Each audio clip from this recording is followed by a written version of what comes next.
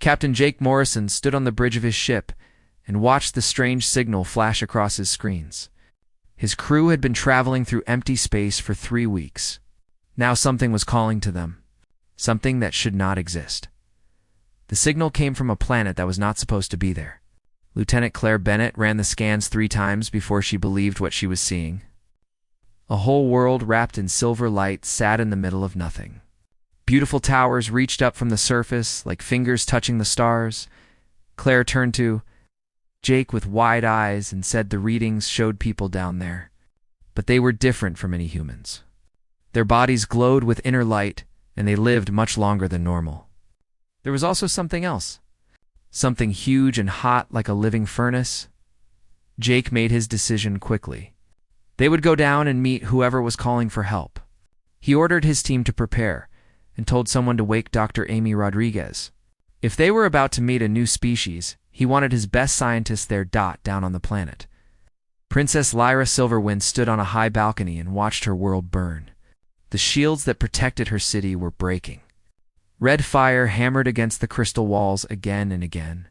Each hit made cracks spread like spiderwebs through the ancient stone. Behind her, the people of Ethamore ran through underground tunnels to escape. They should have left days ago, but Queen Seraphine would not abandon their home. Not until every last person was safe. A roar split the burning sky, and Lyra smiled despite everything. Her dragon Ember came down through the smoke. The great beast was covered in scales that shone like molten gold and burning ruby. Her eyes were old and wise and full of love for her bonded friend.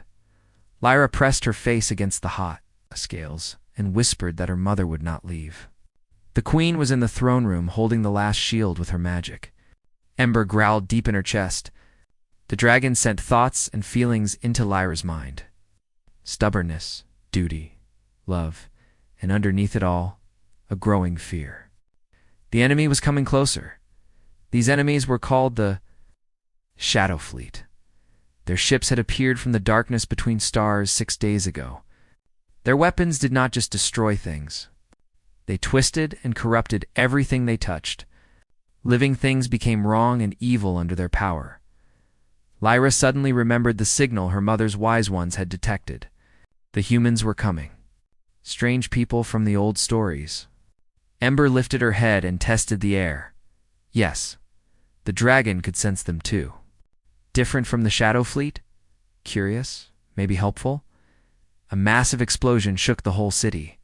The main shield fell, and purple-black fire began eating the lower parts of the palace. This was not clean, natural fire like Ember's flames. This was sick and wrong, and it turned everything it touched into something twisted. Lyra said they were out of time. She told Ember to take her to the queen. If this was their end, they would face it together. But Ember refused. The dragon's thoughts crashed into Lyra's mind with great force. Images of a future where the elven people survived, where their city could be rebuilt, where their knowledge and beauty would not be lost forever. But that future needed Lyra to live. Lyra said she would not leave her mother. But before she could argue more, the throne room exploded. The blast threw Lyra backward into Ember's body. Through the smoke, she could see what was left of the throne room.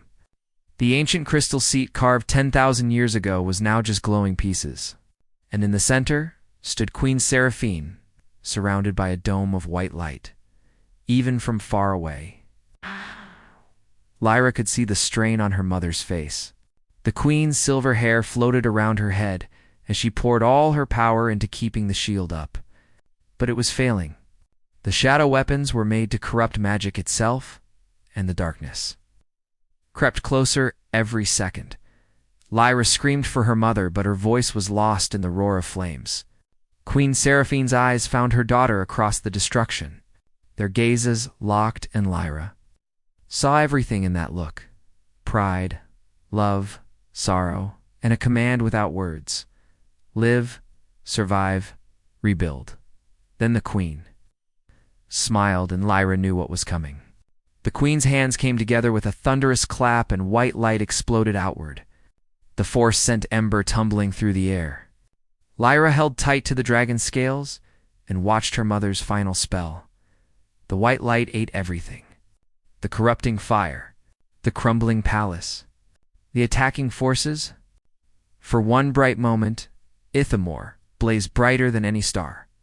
Then the light pulled inward, like a reverse explosion, and vanished. When Lyra could see again, the throne room was gone. The whole northern part of the palace was now a crater of melted glass. Of Queen Seraphine, there was nothing left but silver dust drifting on the wind. Ember cried out in grief. The sound was so deep and sad it seemed to shake the bones of the world. Lyra buried her face in the dragon's neck and wept.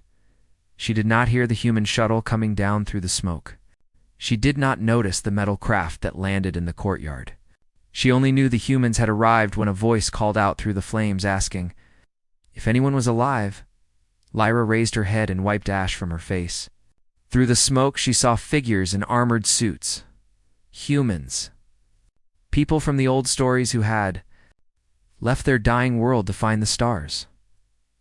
One of them was walking toward the crater where her mother had made her last stand. The ground there still burned hot enough to melt stone. Lyra shouted for him to stop. The corruption would kill him if he touched it. But her warning came too late. The human reached the edge of the crater, and purple-black energy wrapped around, its legs like snakes. But the human did not run. He reached down and grabbed the corruption with his bare hand. His glove had been torn away somehow. Lyra could smell his flesh burning. But he held on. He shouted to someone named Claire to start something called Protocol Prometheus. Lyra did not understand the words, but she understood what they meant. The humans had seen this evil before. They knew how to fight it. The woman called Claire worked a device on her arm. Suddenly the air filled with a high sound and the purple-black corruption twisted as if in pain. Then it faded away like smoke. The human captain stood at the crater's edge holding his burned hand. He looked up at Lyra, and she could see determination. In his eyes, even through the smoke and distance, he called out that his name was Captain Jake Morrison of the human ship Horizons. Edge. They had received the distress call. They were here to help evacuate her people, and if she allowed it to fight alongside them, Ember rumbled beneath. Lyra, the dragon's thoughts touched her mind. These humans were different from the old stories. Braver, stranger, more able to survive impossible things. And they had just saved both princess and dragon from the corruption that had killed the queen. Lyra made her choice. She told Jake that she was Princess Lyra Silverwind, last of the royal house. Her mother, Queen Seraphine, had fallen defending their world. Their people were scattered and hunted. Their ancient enemy had returned with weapons they could not stop. She said they accepted the offer of help. But he should know the force he just fought was only a shadow of what was coming. They were called the Devourers, and they had been hunting her people across the galaxy for thousands of years. If he stood with them, he stood against an enemy that had destroyed civilizations older than his species knew about. Jake. Morrison's answer was quick and sure. He said it was good that humans had always been too stubborn to know when they were beaten. Besides, he did not come all this way to watch a princess and her dragon face the end alone, there among the ashes of her world, with her mother's sacrifice. Still shimmering in the air, Lyra began to laugh. It was a broken sound mixed with grief, but it was real. She welcomed him to Ithamore, or what was left of it. She hoped he and his crew were ready for a war that would make their worst. Nightmares seem pleasant. Jake replied that humans wrote the book on surviving nightmares. He would introduce her to humanity's favorite hobby, which was defying impossible odds and living to brag about it. Ember's rumble this time sounded almost like approval. As the human shuttle began bringing out survivors from underground, and as Jake's ship came down through the burning sky to help, Lyra felt something she had not felt since the Shadow Fleet first appeared. She felt like they might actually have a chance. The war meeting happened in the main room of the Horizon's Edge. The space was built for maybe 30 people. Now, over 100 crowded inside. Elven refugees and dragon riders stood with humans in an alliance. Born from desperation, Lyra stood at the front with Ember coiled outside the windows. Captain Morrison stood to her right with his burned hand wrapped in healing bandages. Claire Bennett worked at a glowing display trying to connect elven sensors with human technology. Lyra told Claire to show them. The lights went dim and the room filled with a floating image of the Ithamore system. Lyra watched the humans' faces as they saw the full nightmare they had walked into. 12 Shadow Fleet ships hung around the planet. Each one was a twisted mix of stolen technology and corrupted living matter. They pulsed with purple-black energy that made people uncomfortable just to look at. Lyra began to explain. The Devourers had been hunting her people for over 12,000 years. No one knew where they came from. The oldest legends said they were refugees from a dying universe who learned to eat the life force of entire worlds to stay alive. She made the image zoom in on one shadow ship. The detail made even her stomach turn. The ship's outside was made of frozen creatures. Thousands of beings from many species, all trapped in permanent pain. Their life was being slowly drained to power the ship. Lyra continued. The Devourers did not just kill. They corrupted. They transformed. They consumed. Every being they captured became part of their fleet and weapons. The purple-black fire that destroyed Ethermore was not technology. It was suffering turned into a weapon. The room went completely silent. Commander Lisa Grant spoke first, asking, "If they had been fighting these things for 12,000 years," Lyra answered, "fighting and fleeing and hiding. Her people were once an empire across 17 star systems. Now fewer than 10,000 remained scattered on colony ships and hidden bases. Ithamore was their last stronghold." Jake said quietly that it was their last stronghold, but not anymore. Lyra turned to him, surprised by the certainty in his voice. She started to say he did not understand the scale of what they faced. Jake interrupted. He understood perfectly. They had been fighting a hiding war for thousands of years. Hid and run. Survive and hide. That was smart when outmatched and alone. But they were not alone anymore. They had humanity now, and humans were really good at two things: adapting to impossible situations and finding creative ways to break things everyone said could not be broken. Claire cleared her throat and said Jake should see something. She pulled up new readings. When Jake grabbed the corruption with his bare hand, she got a full scan of how it worked on human bodies. The display showed structures Lyra had never seen. Human DNA was resisting and breaking down the corruption. Dr. Amy Rodriguez stepped forward. She was small, with sharp eyes and gray hair. She explained it was radiation. Humans grew up on Earth during high radiation exposure. Their cells could repair themselves very fast. The corruption tried to rewrite human DNA, but their cells just fixed themselves faster than it could work. Lyra asked if humans were immune. Amy said not immune, but highly resistant. Long exposure would still kill them, but short contact they could handle, which meant humans could fight on corrupted ground. They could board Devourer ships. They could fight close up, where elves could not survive. An old elven woman stood up near the back. Her silver hair was braided with crystals that made soft sounds when she moved. She said her name was Magistra Elena Starweaver, keeper of the archives. She warned them to be careful. The humans' resistance was remarkable, yes, but the Devourers had consumed thousands of species. Each one had unique abilities. Each one thought they found the key to defeating the ancient enemy. Each one became fuel for the Devourer fleet. Jake met her gaze steadily. With respect, he said humanity did not become the top species on a death world by being careful.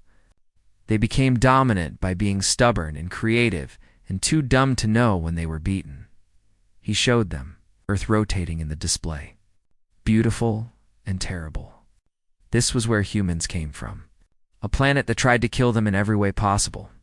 Predators that could smell them from far away. Diseases that should have wiped them out many times. Whether that ranged from frozen wastelands to burning deserts, and they did not just survive. They thrived. The image shifted, showing humanity's expansion across the stars. Colony ships. Changed worlds.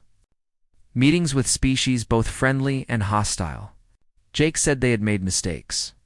They had lost battles. They had lost entire colonies. But they learned. They adapted. And they never gave up on their allies. He turned back to Lyra. She had lost her mother defending her people. She had spent her whole life watching her civilization slowly die. He could not imagine that pain. But he could offer this. If she would trust them and teach them everything about the Devourers, they would find a way to fight back. Not just to survive, but to win. Ember's thoughts touched Lyra's mind. These humans were either the bravest beings she ever met or the most foolish. Maybe both. But they were honest in their offer, and their resistance to corruption was real. Lyra made her decision. Very well, they would do this Jake's way. But if they were going to do this, they did it her way. No reckless charges. No heroic sacrifices. They would plan and prepare and strike with precision. The Devourers had 12,000 years to perfect their methods. They needed to be smarter. Jake agreed immediately. So where did they start? Magistra Alina stepped forward again. This time there was hope in her expression. There was something she had not shared even with her own people, for fear of creating false hope. But perhaps with humanity's unique abilities. She pulled up an ancient star chart with writing older than modern Elven language. This was a map to Sanctuary, a mythical place from their oldest legends. It was said to be a weapon, or perhaps a fortress created by the first elves before the Devourers even existed. A place where reality itself could be rewritten. Claire's fingers flew across her display. She was matching these coordinates with human star charts. This was in the Eternal Abyss, the sector of space where no ship that entered ever returned. Alina said precisely, which was why she never mentioned it before. It would have been suicide for her people to try the journey, but humans with their resistance to corruption might have a chance. Jake was already nodding. The Eternal Abyss got its reputation because of corruption fields, right? The same energy the Devourers used as weapons, Alina confirmed. It was thought to be the Devourers' original staging ground where they first entered this dimension. The corruption there was so intense that even heavily shielded ships dissolved within hours, Amy said, but humans could make it through. Or at least they would have a much better chance than anyone else. Lyra felt Ember's excitement building. This was it. A chance not just to survive, but to actually strike back. Lyra asked how long the journey would take. Claire studied the coordinates. Through normal space, about 3 weeks. If they used the void lanes, which were natural wormholes, they could cut it to 5 days. Lyra warned the void lanes were guarded. The Devourers knew about them and kept heavy patrols. Jake said then they needed a distraction. How many dragon riders were combat ready? Lyra said, 17, including herself. But they could not fight the whole fleet, Jake interrupted. Not a frontal assault. Trick. They would draw the Shadow Fleet into chasing them, making the enemy think they were trying to evacuate the system. Meanwhile, a stealth team would take a modified shuttle through the void lanes to Sanctuary. Lisa Grant leaned forward, thinking through the plan. It could work. The Horizon's Edge had enough weapons to seem like a serious threat, but was fast enough to stay ahead. They would lead the enemy on a chase. While the strike team got through, Lyra said flatly that he was talking about using his ship as bait. The Horizon's Edge was the only thing keeping her people alive. If it was destroyed, everything was lost, Jake said with confidence. It would not be destroyed. She should trust him. They had outrun worse odds. Lyra looked around, seeing the same determination on every human face. These people barely knew her. They had stumbled into this nightmare by accident. Yet they were willing to risk everything for a princess and people. They met less than a day ago. She said all right, they would do it his way. But she was leading the strike team. Ember and she knew more about navigating corruption fields than anyone alive. They would need them, Jake said. Absolutely not. She was the last royal heir. If something happened to her, the elven people would have no leader. Lyra interrupted. Then her people would endure as they always had. With respect, she said he needed her on this mission. Sanctuary's defenses were connected to elven royal bloodlines. Without her, they would not even get inside, assuming it existed. They stared at each other, neither willing to back down. Finally, Lisa cleared her throat. The princess was right. They needed her on the strike team. But that meant they had to make absolutely certain the trick mission succeeded. If the Shadow Fleet caught even a hint of what they were really doing, it would all fail, Jake said. Then they would make sure the enemy did not catch on. He asked Claire how long to modify a shuttle for stealth in a corruption field. With elven help, maybe 8 hours? They would need to combine their shielding with human hull plating. The modified shuttle drifted through corrupted space like a ghost. Its hull shimmered with combined human and elven technology. Lyra sat in the second pilot seat with her hands on crystal controls that hummed with ancient power. Beside her, Jake navigated through the void lane's twisting currents. Behind them, Dr. D. Amy Rodriguez watched the corruption levels like someone watching a bomb timer. Next to her, a young elven engineer named Maya Brightforge worked to keep the shields balanced. This needed constant adjustment as the corruption fields shifted and pulsed around them. Ember was coiled in the back, taking up every bit of space. The dragon had insisted on coming despite the cramped conditions. Her presence was already proving valuable. Her natural resistance to corruption created a small bubble of stable reality around the shuttle, buying them time whenever the shields flickered. Amy announced corruption field strength was increasing. They were at 63% of predicted maximum. Maya reported shields were holding, but she had to cycle the patterns faster. The corruption was learning. Adapting to their defenses, Lyra asked how long until they reached Sanctuary's coordinates. Jake checked their position against the ancient star chart. 4 hours, give or take. Assuming the void lane did not spit them out into normal space early, Lyra said with certainty it would not. The lanes were created by her ancestors specifically to reach Sanctuary. They were more stable than natural wormholes. An alarm blared in Jake's hands, flew across the controls. Contact. Multiple signatures ahead. The screen flickered, and Lyra's breath caught. 3 Shadow Fleet ships hung in the void. Their twisted hulls pulsed with purple-black light. They were smaller than the capital ships that destroyed Ethamor, but still dangerous. Amy observed they were not moving. Just waiting. Lyra said grimly. It was a checkpoint. The Devourers must have discovered where the void lanes led. They were guarding the approach to Sanctuary. Jake's mind raced through options. The shuttle was fast, but lightly armed, built for stealth, not combat. A direct fight would be suicide. He asked if they could go around. Maya shook her head. The corruption fields outside the void lane were too intense. They would be dissolved in minutes. Jake asked what if they tried to force through. Maya said the enemy would target them the moment they got in weapons range. Their shields were set for passive corruption resistance, not active weapons fire. Lyra closed her eyes. Reaching out with senses humans did not have, she could feel the corruption ahead, like a rolling mass of stolen life and twisted magic. And beneath it, something else. A current, a flow. She said slowly there was another way. The void lane did not just exist in 3-dimensional space. It had layers, frequencies. If they could shift their vibration, they might slip past on a different level. Amy protested that was theoretical physics they had not begun to explore. The energy requirements alone would be impossible. Lyra agreed for a purely technological solution, yes, but magic and science together might work. She asked Maya if she could recalibrate the shields to match her harmonic frequency. The young engineer's eyes widened. Use herself as the anchor. The strain on her body would be immense. Lyra said Ember could handle it. Their bond was strong enough to share the load. She turned to Jake, but she would need him to trust her completely. This would require flying in a way that defied every instinct his instruments told. Jake met her gaze and saw the determination there. The absolute certainty this would work.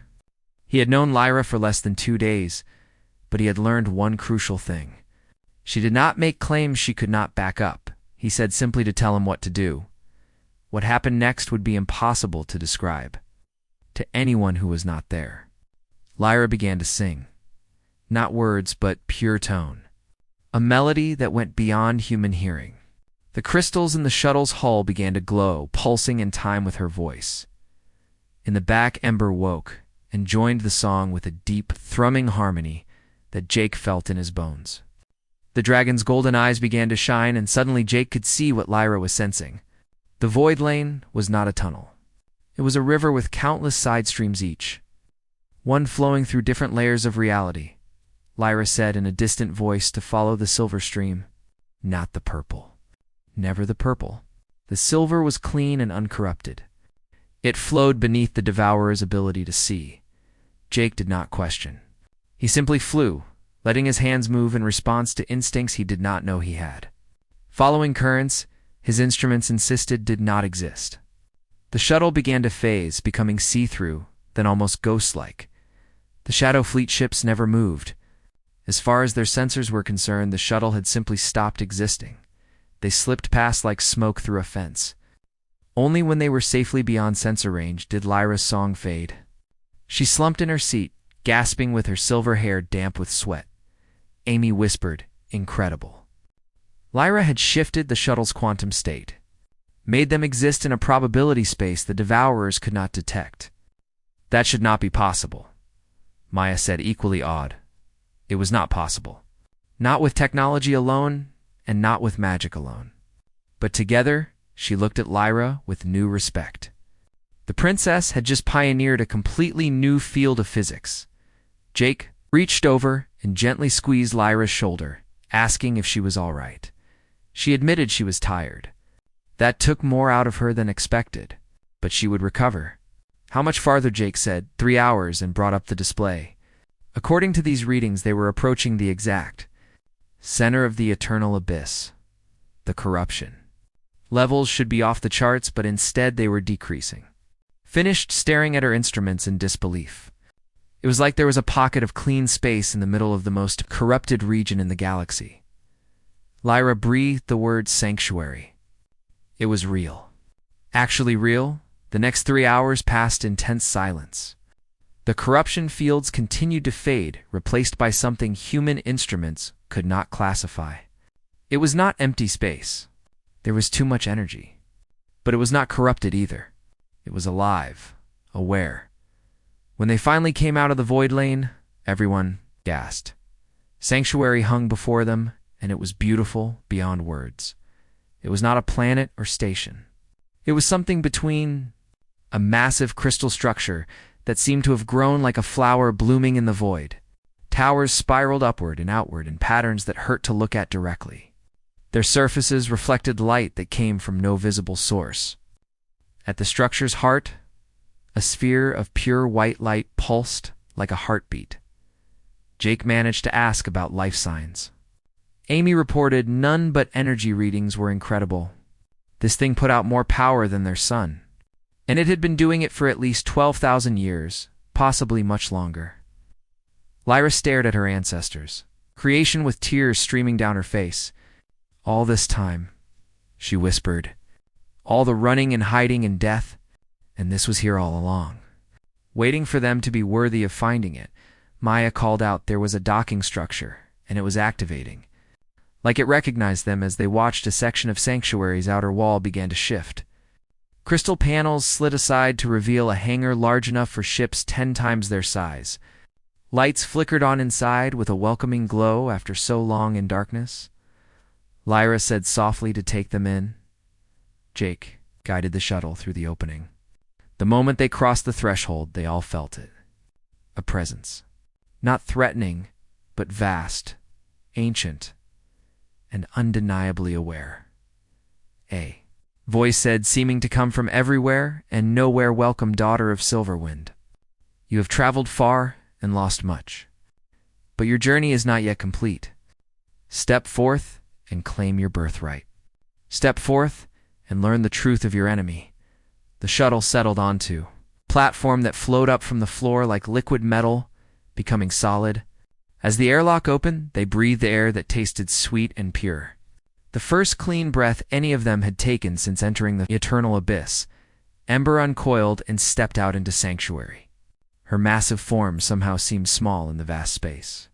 The dragon's thoughts were awed and reverent. This place was holy, sacred, a temple built not to any god, but to knowledge itself. Lyra was first to step onto Sanctuary's floor with Jake close behind. The moment her boots touched the crystal surface, patterns of light began spreading outward from her feet. They raced across the floor and up the walls. The entire chamber came alive, responding to the presence of royal blood. A doorway opened at the far end, and beyond it they could see corridors, stretching into impossible distances. The voice said the archives were this way. Follow the silver path. Learn what your ancestors discovered about the Devourers. Learn why they built this place, and learn how you might finally end the war that has consumed so many civilizations. Jake looked at Lyra, seeing the mix of hope and fear on her face. They had come so far, lost so much, and now they stood at the threshold of answers that might change everything. He asked, offering his hand if they should go. Together, Lyra took it with her fingers intertwining with his and said, together with Amy and Maya and Ember following, they stepped through the doorway into the heart of Sanctuary. Whatever secrets waited in those ancient halls, whatever terrible truths about the Devourers, they were about to learn. They would face them as they had faced everything else, as an alliance forged in fire and hope, as the impossible partnership of humanity and the last elves of Eighth or more, as the beginning of the end of a 12,000-year war. The archive hall stretched before them like a cathedral built from pure light. Recordings floated in the air, thousands of them.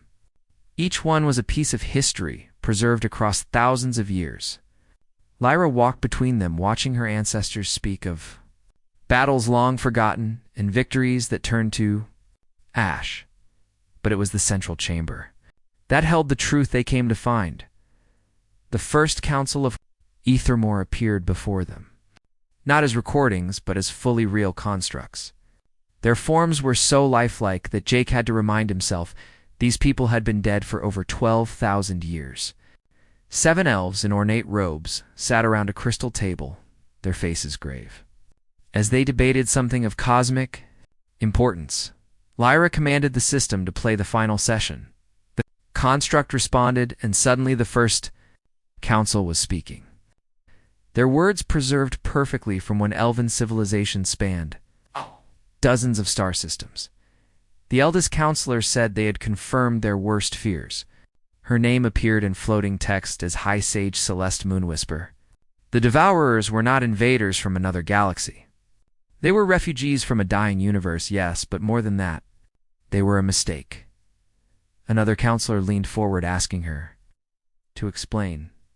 Celeste said they were created by a civilization called the Architects, beings who existed in a dimension next to their own. The Architects sought to go beyond their physical forms to achieve true immortality by converting their consciousness into pure energy. The process worked, but it changed them, made them hungry. The recording shifted, showing images that made even Jake's stomach turn. Beings of living energy, consuming entire worlds not just for food, but for the joy of destruction, transforming thriving civilizations into corrupted husks that served only to feed their endless appetite.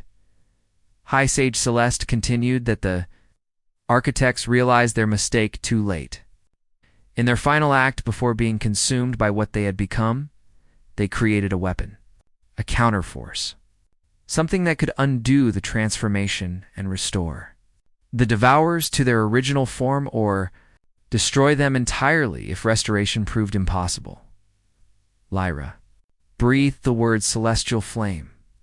The legends spoke of it, but she thought it was just myth. Amy said with wide eyes it was real. According to these readings, it was here, in Sanctuary. That white sphere they saw at the structure's heart was the flame. Maya was already pulling up technical information. Her engineer's mind raced through the implications. But if this weapon existed, why did the ancestors not use it? Why let the war continue for thousands of years? The hologram answered her question. High Sage Celeste explained that the flame required a specific activation sequence. It must be ignited by the combined life force of a royal bloodline and a dragon bonded to that bloodline. The process would convert their essence into a wave of purifying energy that would spread across the galaxy, seeking out every trace of devourer corruption and burning it away. She paused, and the weight of what came next was visible on every counselor's face. The price was absolute. The royal and their dragon would be consumed entirely.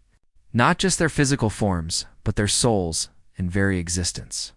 They would be unmade so completely that even the memory of them would fade from the universe. It was the ultimate sacrifice. Silence fell in the archive hall. Lyra stood frozen with her hands still clasped in Jake's. She felt Ember's horror and understanding through their bond. The dragon's thoughts were full of denial and rage. No, not acceptable. There had to be another way. But even as Ember's protests echoed in her mind, Lyra knew the truth. This was why her mother had sent her away from Ithamor's final battle.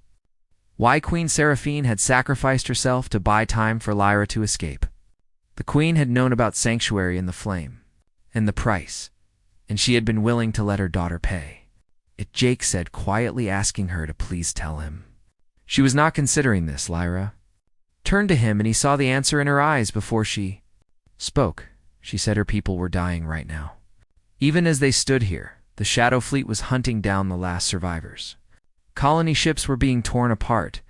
Children were being corrupted and turned into fuel for devourer weapons. If there was a chance to end this and save what was left of her civilization, she had to take it. Jake's grip on her hand tightened. At the cost of her life and existence. That was not salvation, that was suicide. Lyra said simply, it was duty. She was the last of the royal bloodline. The only one who could activate the flame? If she did not do this, her people would all die, Jake interrupted fiercely. Then they would find another way. They always found another way. That was what humans did. They improvised. They adapted. They did not give up their friends to ancient doomsday. Weapons just because some dead. Elves said it was the only option. A new voice said that Captain Morrison was correct. They all spun too. See another hologram appearing. But this one was different. Younger. More recent. The elf who appeared wore battle armor, still scorched from combat, and her face was hauntingly familiar. Lyra whispered the word Mother Queen. Seraphine smiled at her daughter across time and death. If you are seeing this recording, my precious girl, then I am gone, and you have found sanctuary. I am so proud of you. But I am also about to ask you to do something unforgivable. The Queen's image walked to stand, directly in front of Lyra. The First Council was wrong. Or rather, they were incomplete in their understanding. I have spent the last decade of my life researching the celestial flame, and I have discovered something they missed. The weapon requires a sacrifice, yes, but it does not have to be immediate. It does not have to be you. Hope flared in Lyra's chest. She asked what her mother meant.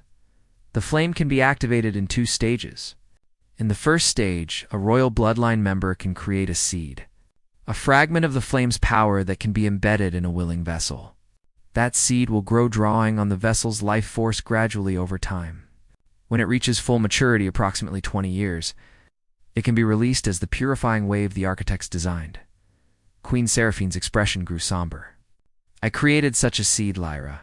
It is inside me now, growing and preparing. When I made my final stand against the Shadow Fleet, I did not just sacrifice myself to buy you time. I released the seed early before it was fully mature. The wave I created was powerful enough to destroy the Devourer's forces around Ethermore, but not powerful enough to reach across the galaxy. Lyra said with her voice breaking that her mother could have lived. She could have come with them. Seraphine said, no, my darling. I could not. Once the seed is planted, there is no removing it. My fate was sealed the moment I chose to bear it. But I made that choice willingly, knowing it would spare you from having to make it yourself. The hologram reached out as if to touch Lyra's face, with her hand passing through like mist. You are free, Lyra Silverwind. Free to live. Free to love. Free to rebuild our people without the shadow of this burden hanging over you. Use the flame if you must, but know that you have time. 20 years to prepare. To gather allies. To find another way, Jake said slowly, working through the implications that they could create multiple seeds. Distribute the burden across many vessels, reducing the individual cost. Amy's eyes widened. That could work. If they could find volunteers willing to carry a seed for 20 years, they could create a distributed network. When the time came to activate them, the combined wave would be even more powerful than a single sacrifice. Maya added with excitement that humans, with their resistance to corruption, might be able to carry seeds without the same degradation elves would experience. The seeds might even grow faster in human biology. Ember's thoughts flooded Lyra's mind. For the first time since they learned of the flame's price, the dragon felt hopeful. Yes, this could work. A way forward that did not require Lyra's death. That did not require anyone's immediate death. But Lyra was still staring at her mother's image with tears streaming down her face. She said her mother could have told her, could have explained what she was planning. Seraphine said gently that Lyra would have tried to stop her. Or worse, tried to take the seed herself. She could not allow that. Lyra was her daughter and heir and hope for the future. Letting her believe the queen died simply defending her home was a small price to pay for ensuring her survival. The queen's image began to fade. I have left detailed instructions in Sanctuary's core systems. Everything you need to know about creating and distributing the flame seeds. Use this knowledge wisely, my precious girl, and know that I love you more than all the stars and all the galaxies we once called home. Lyra whispered that she loved her mother too. But Seraphine was already gone. The hologram dissolved into motes of light. For a long moment no one spoke. Then Jake gently pulled Lyra into an embrace, and she collapsed against him, finally allowing herself to truly grieve. He held her as she sobbed. His arms were strong and steady, anchoring her. To the present while she mourned the past, Amy and Maya quietly moved to the archive's control systems, downloading the information Seraphine had left behind. Ember curled protectively around all of them. Her presence was a comfort even in this moment of devastating revelation. Eventually, Lyra's tears slowed. She pulled back, wiping her eyes and straightening her spine in that way that reminded Jake she was a princess. She said, "All right." They had a plan now. They knew how to fight back. But first they needed to survive long. The Celestial Flames chamber was the most beautiful thing Jake had ever seen. The white sphere at Sanctuary's heart pulsed with gentle light. Standing before it, he could feel the power radiating outward. Ancient and pure and utterly terrifying in its magnitude. Lyra said for perhaps the 100th time that he did not have to do this. She stood beside him with her hand trembling in his. "Jake, please. We can find another way." Jake replied calmly, "There was no other way. The Devourer Lord would carry out its threat if they stalled. 10,000 elven lives hung in the balance. Her entire civilization." He turned to face her, seeing the tears streaming down her face. Feeling his own heart break at the sight, he added with a soft smile that someone once told him humanity's greatest strength was the ability to make impossible sacrifices for people they cared about. Seemed like a good time to prove that, right? Amy stepped forward with her medical scanner already analyzing the seed that Seraphine had created. A mote of light no larger than a grain of sand, yet containing enough power to unmake reality itself. She said she had to be honest with him. This was going to hurt. A lot. The seed would grow incredibly rapidly in human biology. They were talking hours instead of years. His body would try to reject it, and he would experience pain that would kill most people from shock alone. Jake asked if she could keep him conscious long enough to release it. Amy said she could try. But Jake, this was suicide. He would be consumed completely. There would not even be a body to recover. Jake said he knew. But he would take out that Devourer Lord and its fleet with him.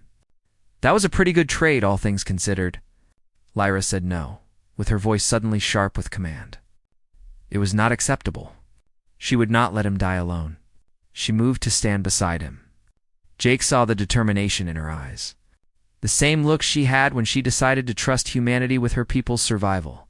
Jake started to say her title, asking what she was doing. Lyra interrupted, saying she was creating a better solution. She turned to Amy. "You said the seed grows faster in human biology? But what if it was anchored in both human and elven tissue at the same time? What if we shared the burden?" Amy's eyes widened. It might work. The seed would split, growing in both of them at half the rate. They would both survive the initial process, and the combined release would actually be more powerful because it was drawing on two different biological systems. Jake protested, but they would still both die when they released it. Lyra said simply, "Yes, but we would die together, fighting side by side, the way it should be." Before Jake could argue, Ember's massive form pushed into the chamber. The dragon had to squeeze through the doorway with her wings, scraping crystal walls, but she was determined to reach her bonded companion. The dragon's thoughts crashed into both their minds with such force that they staggered. Images flooded through. Memories of Lyra as a child learning to fly on Ember's back, moments of joy and sorrow shared across decades. And beneath it all, a love so deep that it went beyond species and even beyond death itself. If Lyra was going to make this sacrifice, Ember would share it. The dragon would anchor the seed alongside them, making it a three-way bond. Human and elfin dragon united in one final act of defiance against ancient evil. Lyra said with her voice breaking, "Absolutely not. Ember, you do not have to do this." But the dragon was already pressing forward. Her golden eyes locked on the celestial flame with absolute determination. This was not a request. This was not negotiable. They were bonded, Ember and Lyra, soul to soul. Where one went, the other would follow. Always. Maya's voice came over the communication system saying the Devourer Lord was getting impatient. It was starting to target the archive sections. If they did not activate the flames soon, everything would be destroyed. Jake said to Amy to do it. All three of them. Make the bond. Amy hesitated only a moment, then began the procedure. The mote of light that contained Seraphine's seed floated between them. Jake and Lyra and Ember, pulsing in rhythm with their combined heartbeats. Then it split, dividing into 3 equal parts, and dove into each of them. The pain was immediate and absolute. Jake felt the seed burrowing into his chest, attaching itself to his heart and lungs and every major organ. It was like swallowing the sun. His vision went white, and he would have collapsed if not for Lyra's hand gripping his. Her own agony mirroring his through some connection the seed created between them. Ember's roar shook Sanctuary's walls. The dragon's pain came out as gouts of flame that scorched the crystal floor. But the dragon held firm, her ancient will refusing to break even under this torment. Through the shared connection, Jake could feel both, Lyra and Ember, their thoughts and memories and very souls intertwining with his own. He saw Ethermore through Lyra's eyes, the beautiful city as it had been before the Shadow Fleet's arrival. He felt Ember's joy at first flight, the wonder of a hatchling discovering she could touch the sky. And they saw his memories in return. Earth, that beautiful blue marble humanity had nearly destroyed before learning to cherish it. The faces of his family and crew, and everyone he ever cared about. The moment he first saw Lyra, standing on that burning balcony, defiant in the face of destruction, and known that he would do anything to help her. The seed grew. Through the chamber's transparent walls, they could see the Devourer Lord advancing with its fleet following. The corrupted ships began firing on Sanctuary's shields, testing their strength and probing for weaknesses. Maya reported they were inside the perimeter. Sanctuary's automated defenses were activating, but they would not hold long against a concentrated assault. Lyra gasped, asking how long until the seed reached critical mass. Her body trembled with the effort of containing the growing power inside her. Amy said 3 hours while monitoring their vital signs with growing alarm. But she did not think they would survive that long. The energy output was already exceeding safe levels. Their organs were starting to break down. Jake said through gritted teeth, then they would speed it up. Amy had said the seed drew on life force. What if they gave it more? Voluntarily fed it their energy. Amy said that would speed up the process dramatically, but it would also kill them faster. They would have minutes instead of hours, Jake said, managing a pained smile that sounded perfect. He asked Maya how the evacuation was going. Maya said the Horizon's Edge was loading, the last of the elven refugees now. Commander Grant said they could be clear of the blast radius in 15 minutes. Jake said then, that was their timeline. He looked at Lyra, seeing his own determination reflected in her eyes. He said he knew they just met, and this was probably the worst possible circumstance, but he needed her to know something. Lyra started to say his name, telling him not to continue. Jake interrupted, saying he was in love with her. He had been since the moment she agreed to trust a random human captain with her people's survival. She was the bravest, most incredible person he ever met, and dying beside her was honestly the greatest honor of his life. Lyra laughed. a sound caught between joy and sorrow. "You ridiculous human. I am in love with you too. And I am furious with you for making me fall for you right before we have to die together." Jake said, "Sorry about the timing. If we survive this somehow, I promise to do better." Lyra whispered, calling him an idiot. Then she pulled him close and kissed him. The moment their lips met, the seeds inside them flared with brilliant light. The connection between them deepened and became something beyond normal experience. Not just shared thoughts or emotions, but a true joining. They were not two beings anymore, but one entity experiencing reality from multiple perspectives at the same time. An ember, bound to both of them, completed the trinity. Dragon and elf and human merged into something entirely new. The celestial flame responded to this unprecedented union. The white sphere began to pulse faster and brighter, resonating with the seeds growing inside them. Power flooded through their shared consciousness. The knowledge of the architects, the fury of the elven people, the stubborn defiance of humanity, and the ancient wisdom of dragonkind, all combining into a force that reality itself seemed to bend around. The Devourer Lord's voice echoed through sanctuaries, saying, "Impossible." Three species bonding as one, creating a hybrid seed. This was not foreseen. Jake said, with his voice now carrying tones from Lyra and Ember as well, that this was humanity's specialty, doing impossible things that ancient evils never saw coming. The seeds reached critical mass. Through their shared senses, they could feel the flame awakening fully for the first time in 12,000 years. It recognized them, not as separate entities, but as the first true unity of multiple thinking species it had ever encountered. And in that recognition, something miraculous happened.